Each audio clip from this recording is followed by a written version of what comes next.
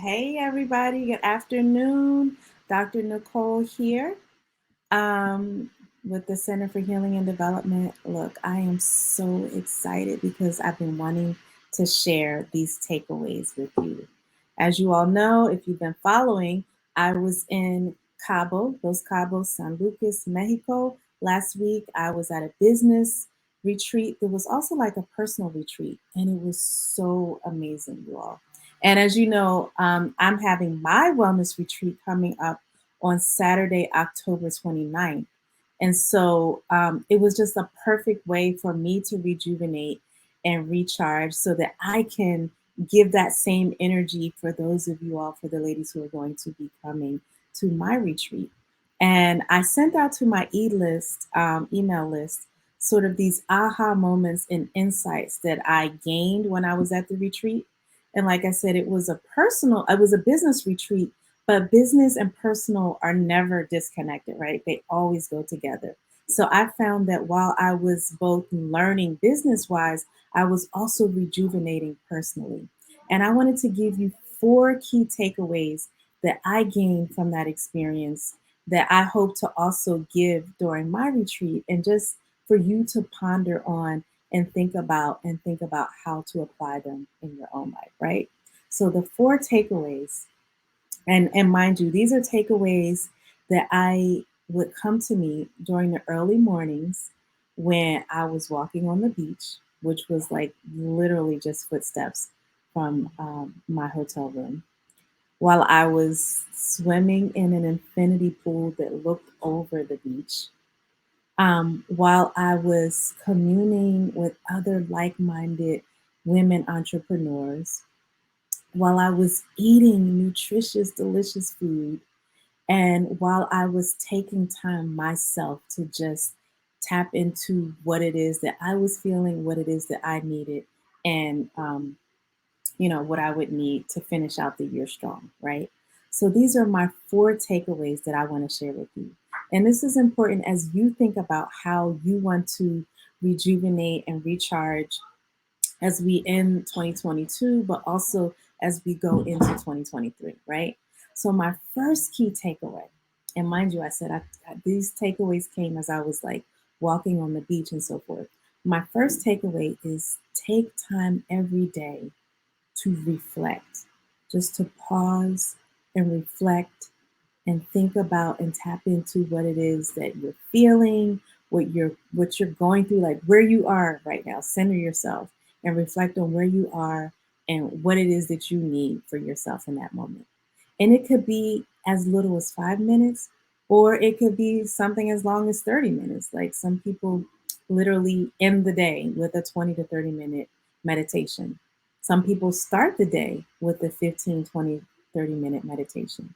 But even if you can't do that, just sitting with yourself for 5 minutes is just enough. It's more so about making it a consistent habit, something that you do regularly that becomes almost like a muscle that you flex and that you build, right? So taking that time to reflect daily is so important, doing it consistently, right? The second thing is the importance of nourishing yourself and the power of food in particular, right? There's so many ways to nourish yourself.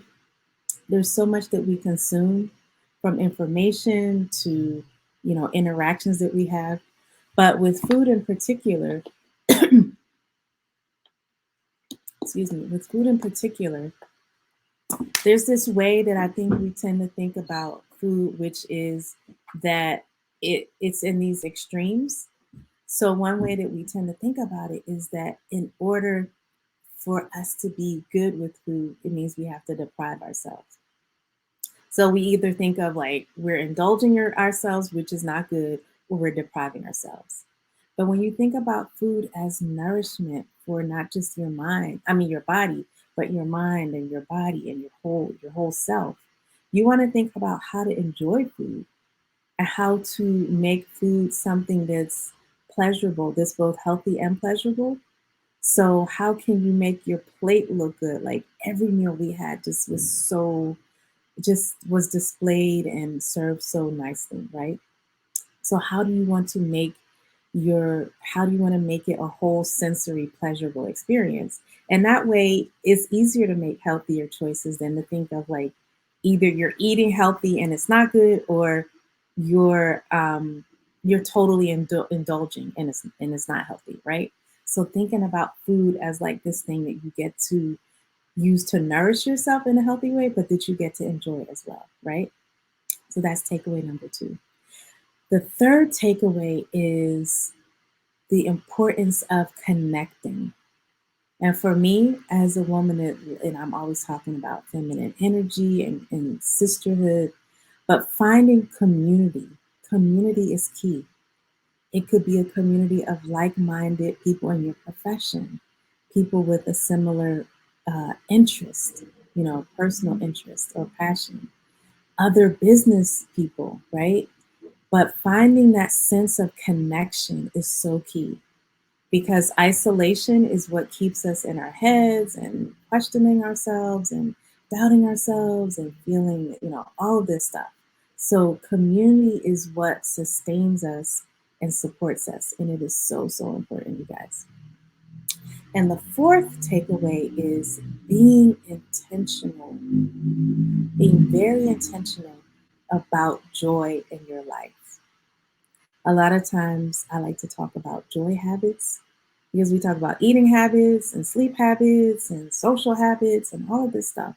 But what about joy habits, right?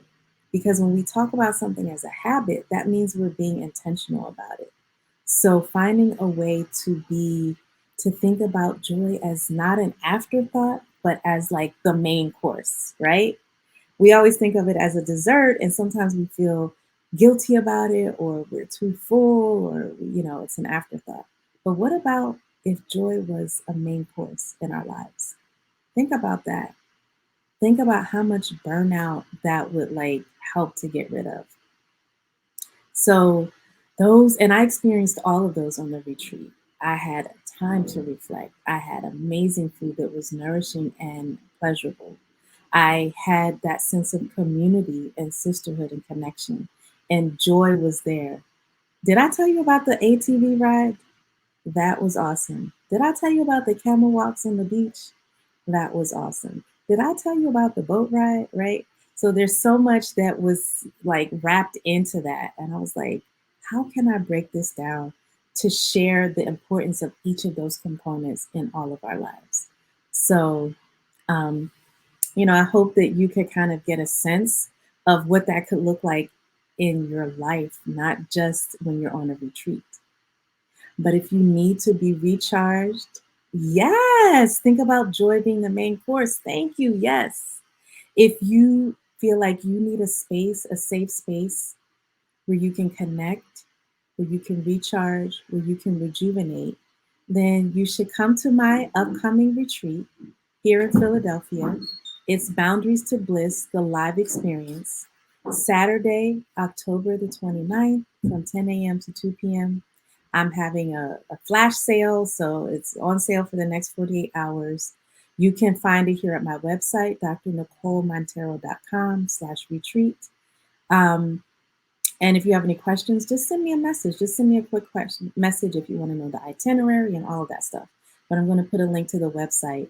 But I would love to have you there, because I think we need to practice thriving just as much as we practice sort of not being in pain, right? Do we talk? I don't feel like we talk enough about how to be in pleasure. It's always like we're running from the pain, and I get that, but we need to learn and talk more about walking into the pleasure and walking into the thriving in that space, in that place of bliss. So that's what my upcoming um, workshop, my upcoming retreat is about, Saturday, October 29th. And also, as you know, monthly I hold my masterclass virtually, which is Banish Burnout and Build Bliss. You can also find that at my website. I'll put all the links, in the notes of this live. But I would love to see you there and pour back into you the way that I was poured into over the past week. Okay. And thank you, Candace, for joining. I love that. Yes, think about joy as being the main course. That's going to be my next blog post. All right. Take care, you guys. And I hope to see you on Saturday, October 29th.